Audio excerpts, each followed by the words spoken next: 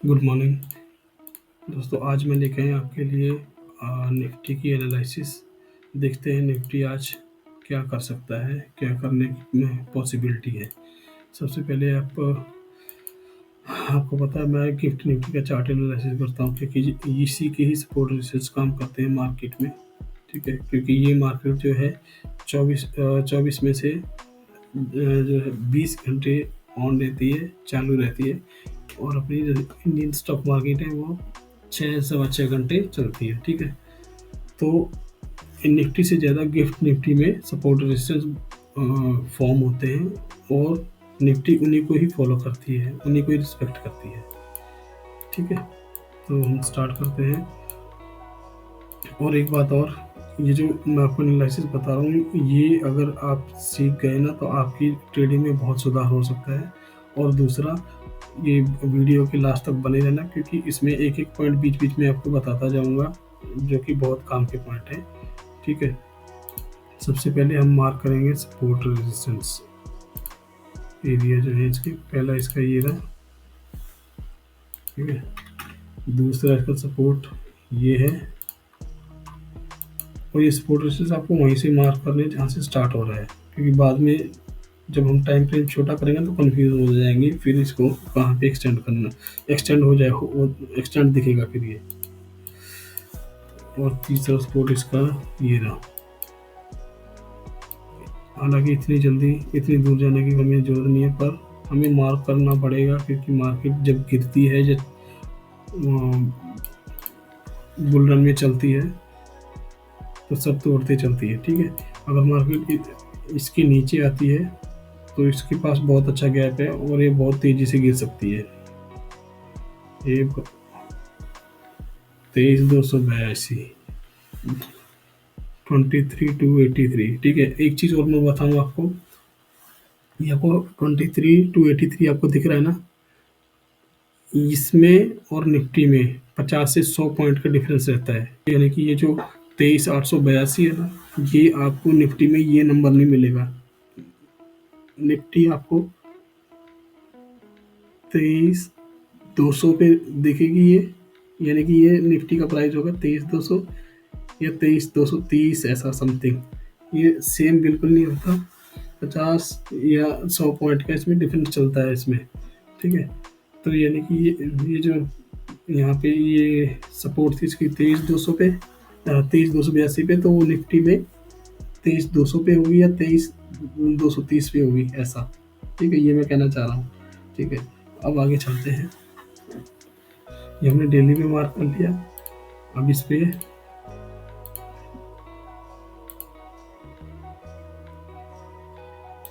इसका resistance area mark कर लेते हैं। ठीक है, ये यहाँ पे। ठीक है,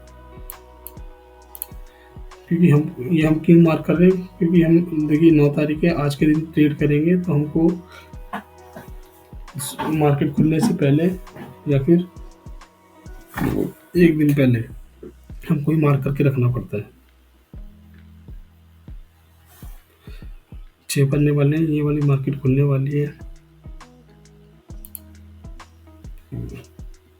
अब 4 मिनट पे चलते, सॉरी 4 आवर्स पे चलते हैं। 4 आवर्स पे क्या दिखता है हमें? 4 आवर्स पे दिख रहा है हमें ये वाला रेजिस्टेंस।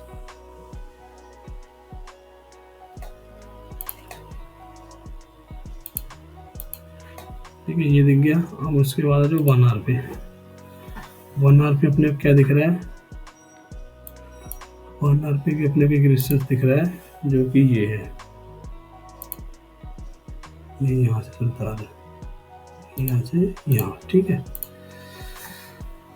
ये क्या है? ये भी एक छोटा सा रेजिस्टेंस है, यहाँ से रेजिस्ट किया और फिर यहाँ पे रेजिस्ट किया। ओके,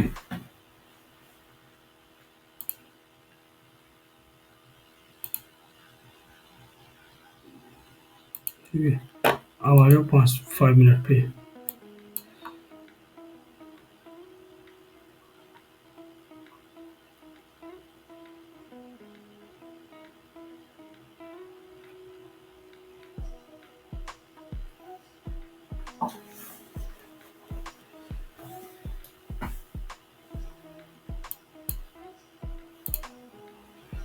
ठीक है।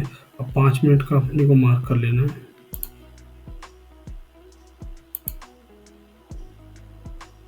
ये ठीक है। पर इसका एक ध्यान रखना, आपको जो भी 5 मिनट का मार्क करो ना, उसका कलर कुछ और कर लेना।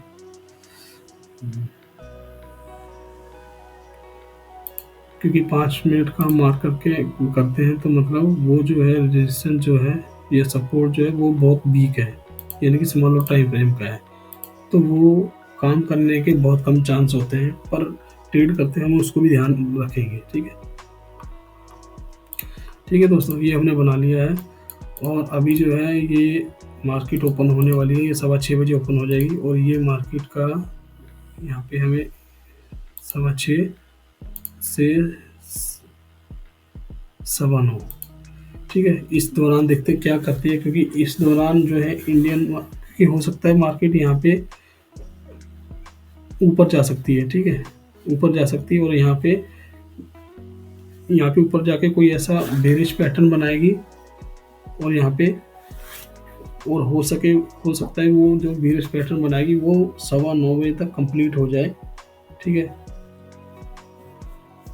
और वो कंप्लीट होते ही अपनी जो इंडियन स्टॉक मार्केट खुलेगी 9:15 बजे, वो नीचे से धड़ाम धड़ाम गिरती हुई नजर आएगी। ठीक है, फिर वो सपोर्ट कहाँ लेगी, या तो इस 5 मिनट के पास के रेजिस्टेंस पे लेगी या यहाँ पे लेगी। ठीक है, और सिमिलरली अगर नीचे आती है तो सपोज कीजिए यहाँ पे कोई डब्ल्यू पैटर्न, ठीक है, या फिर कोई और बुलिश पैटर्न फॉर्म करके ऊपर निकल जाती है 9:15 मार्केट खुलते ही। ठीक है, तो ये है, तो ये टाइम फ्रेम, ये जो है ये अपना टाइम पीरियड, ये अपने लिए बहुत क्रूशियल है। तो इसका वेट करना है यहाँ पे क्या वो जो है प्राइस कैसे रिएक्ट करता है इसको। ठीक है, इसमें कैसे प्राइस चलता है। तो क्या करना है, हमने पहले ही मार्क कर लिया सपोर्ट रेजिस्टेंस इसके। तो सपोज कीजिए यहाँ पे प्राइस है और यहाँ पे अगर यहाँ पे भी एम पैटर्न कुछ फॉर्म करता है बेरिश का, तो यहाँ से नीचे आ जाएगी मार्केट, यहाँ से ऐसे, या यहाँ डब्ल्यू फॉर्म करता है तो ऊपर भी जा सकती है। ठीक है, तो ये सब इसमें पॉसिबिलिटी है। और दूसरा ये जो हो सकता है प्राइस यहाँ पे सीधा जाके यहाँ पे कुछ भी ना फॉर्म करे, सीधा यहाँ पे रेजिस्टेंस लेके नीचे गिरने स्टार्ट कर दे 9:15 बजे मार्केट जब गिरती है। तो वो होता है इसलिए ये मार्केट, इंडियन मार्केट गिरती है एकदम से, बढ़ती क्यों है सुबह सुबह, वो क्योंकि इसके सपोर्ट रेजिस्टेंस पीछे से बने होते हैं ऐसे। ठीक है, वो उन्हीं को ही रिस्पेक्ट करती है, इस वजह से वो गिरती है और उठती है। और गैप अप क्यों होती है, वो गैप अप का मैं आपको बता देता हूँ। यहाँ पे आप सपोज कीजिए 9:15 बजे अपनी क्या कैंडल बनी थी, ये देखो। अब देखो इसने सपोर्ट रेजिस्टेंस कब बनाया, अपनी मार्केट क्लोज होने के बाद। देखिए यहाँ रेजिस्टेंस क्रिएट की, ये कितने की 5 बजे की कैंडल है, ये कितने की 2 बजे की, और ये 3:15। ठीक है, 3:15 बजे यहाँ से मार्केट अपनी तो बंद हो गई, सॉरी 3:30, 3:30। देखिए यहाँ पे अपनी मार्केट बंद होगी, लेकिन जो ये जो गिफ्ट निफ्टी ये नीचे गिर चुकी थी और यहाँ पे रेजिस्टेंस से क्रिएट कर चुकी है, जो कि अपने को निफ्टी में नहीं दिखेगा। ठीक है, अब देखते हैं मार्केट इसको कैसे रिस्पेक्ट करती है। ठीक, और देखिए मैं आपको गैप अप का और गैप डाउन का बता रहा था। 3:15 बजे अपनी मार्केट 3:30 बजे यहाँ बंद हो गई, मैं मार्क कर देता हूँ आपको। 3:30 बजे बंद, कितने 23,767। अब देखिए मार्केट, अगर ये जो प्राइस है ना इस पीरियड के दौरान अगर यहाँ पे पहुंच गया तो फ्लैट ओपनिंग है इसकी, अगर यहीं पे कहीं रहा तो गैप डाउन। अगर इसके ऊपर चला गया, मान लीजिए यहाँ पे,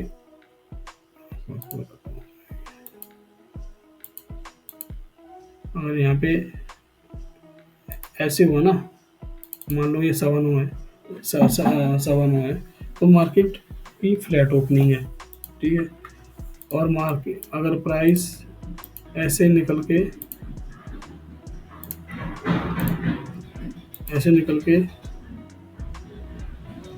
मतलब इसको यहाँ आ गया तो गैप अप है, क्योंकि ये हमारी मार्केट यहाँ क्लोज हुई है, प्राइस मार्केट का तो ये जो है यहाँ पहुँच चुका है और यहाँ पे खुल रही है मार्केट। ऐसे गैप डाउन में होता है। मार्केट का प्राइस ऐसे आया और ऐसे आया है, तो चाहे कितना भी इससे नीचे जाए तो वो गैप डाउन ही जाता है, गैप डाउन ही होता है। ठीक है, तो ये सब एनालिसिस है। और आपको मैंने बता दिया यहाँ पे मार्केट प्राइस यहाँ पे आके मान लो यहाँ पे एम पैटर्न फॉर्म करता है और 9:15 बजते वो पैटर्न कंप्लीट हो जाता है, तो अपनी इंडियन मार्केट ज़रा नीचे गिरती है बहुत तेज़ी से। और ऐसे ही अगर यहाँ पे डब्ल्यू फॉर्म करता है 9 बजते 9 9:15 बजते ही उसका पैटर्न कंप्लीट होता है, वो नीचे ऊपर जाती है। ठीक है, ऊपर जाती है। और दूसरा, जरूरी नहीं है पैटर्न बने वो कोई और, जरूरी नहीं है कि ये डब्ल्यू या एम पैटर्न ही बने, वो कोई और पैटर्न भी बना सकती है और हो सकता है नहीं भी बना सकती। वो ऐसा ऊपर जाएगी सीधा यहाँ से नीचे गिरना स्टार्ट कर देगी। ठीक है, ये सब होता है। ठीक है, और अब मान लो मार्केट कुछ नहीं हुआ, ना डब्ल्यू बनाया ना कुछ नहीं हुआ, मान लो इस रेजिस्टेंस या सपोर्ट के पास नहीं पहुंचा, मार्केट यहीं पे खुली, यहीं पे आई, यहीं पे आई, ऐसे चलती रही। हम कब ट्रेड लेंगे, कब ट्रेड बनाएंगे, यहाँ पे कुछ बुलिश पैटर्न फॉर्म करेगा तो। ठीक है, दूसरा, हम कब इसमें मतलब डाउन साइड की एंट्री लेंगे, जब यहाँ पे कोई बेरिश पैटर्न फॉर्म करेगा तो हमेशा ही जब प्राइस सपोर्ट के पास, रेजिस्टेंस के पास आता है तो डाउन की पोजीशन बनानी चाहिए, और सपोर्ट के पास आता है तो ऊपर जाने की, यानी कि रिवर्सल एंट्री प्लान करनी चाहिए, ना कि इसका ब्रेकआउट प्लान करना चाहिए। ब्रेकआउट प्लान करने वाले का मैं बता देता हूँ क्या होता है। वो ऑलवेज क्या होता है, ज़्यादातर ब्रेकआउट फेल ही होते हैं। ठीक है, वो एक ट्रैप होता है और कुछ नहीं है। ये देखिए, मैं आपको बता देता हूँ। ये तो चलो अपने इंडियन मार्केट का टाइम नहीं था, इंडियन मार्केट का टाइम कब था अपना, वो उसमें कभी ब्रेकआउट या ब्रेक डाउन बनाया, मैं बताता हूँ आपको। ये भी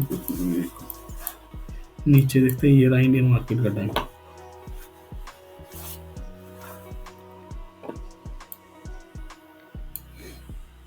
देख रहे हो अभी इसने 10:15 बजे, और लोग ज़्यादातर करते हैं डंडी बना देंगे एक, हाँ जी ये इसका रेजिस्टेंस एरिया है, इसको ब्रेक करते ही खरीद लो, और ये खरीदो और नीचे जाएगा, वो हो जाएगा। अब वैसे ये देख लो, नीचे ये ब्रेक किया इसने, फिर एक नीचे की भी कैंडल बनाई, ये ऊपर, फिर ये नीचे गया, फिर ऊपर गया, ऐसे चलता रहता है। इसमें कितनी बार आप ट्रेड ले लोगे इसमें। तो इससे इसका तरीका ये नहीं होता, इसका तरीका ये होता है ट्रेड करने का, ये आपने मार्क कर रखा है पहले ही। ठीक है, अब आप इसको ऐसे प्लान कर सकते हो, यहाँ पे कोई भी इसका ये, लेकिन आपको ये भी देखना पड़ता है मार्क करने से पहले इसकी रेंज कितनी है, जहाँ मतलब प्राइस को मूव करने की। 850 और ये 850 पॉइंट, ये 50 पॉइंट के लिए। और अगर ऑप्शन में जा रहे हो ना आप, तो 50 पॉइंट कुछ भी नहीं है, 50 की जगह 25 पॉइंट ही मान के चलो आप, क्योंकि इसका जो होता है ना डेल्टा, वो 0.5, उससे ज़्यादा होता नहीं है। ठीक है, ज़्यादा से ज़्यादा 50 पॉइंट ही, 0.5 ही वो डेल्टा होता है उसमें। तो इसलिए वही वो गैप वाला जो आपको सिनेरियो बताया, वो यहाँ पे भी अप्लाई होता है। ठीक है, अब यहाँ पे गैप देख लो आप, 23,700, 20, यहाँ पे भी मेरे को लगता है नहीं उतना ज़्यादा अपने को वो करने की ज़रूरत है, और यहाँ पे भी वही इतना ही है, ज़्यादा मतलब ज़्यादा पॉइंट है नहीं। तो ये अगर आप प्राइस के बीच में रहता है तो साइड में रहने की ज़्यादा चांस है। और अगर आप इसको कंसिडर ना करो, क्योंकि ये 5 मिनट का है, इसको हम ज़्यादा इंपॉर्टेंस देते नहीं हैं, तो फिर अपने पास बहुत अच्छा गैप है मार्केट को, प्राइस को मूव होने के लिए। देखिए 23,600, 23,650 है, 23,700, यानी कि तकरीबन 200 पॉइंट अपने पास हैं मूव करने के लिए। तो इसको अगर हम इग्नोर कर दें, मान लीजिए इसको डिलीट कर दिया, अब हमारे पास बहुत अच्छा गैप है। ठीक है, तो इस केस में यहाँ पे अगर कोई बुलिश पैटर्न फॉर्म करता है तो ऊपर, बेरिश फॉर्म करता है तो नीचे। ठीक है, तो यही था, आपको ये एक बार आप बैक टेस्टिंग करो, ठीक है। मैं क्या करता हूँ, मैं सिर्फ इसका ही चार्ट देखता हूँ और कुछ नहीं देखता हूँ, बस निफ्टी या ऑप्शन का चार्ट तभी देखता हूँ मेरे को जब उसका स्टॉप लॉस प्लान करना होता है, ठीक है। ये सब चीज़ें, तो मिलते हैं फिर नेक्स्ट वीडियो में, ठीक है। अभी के लिए बाय, थैंक यू।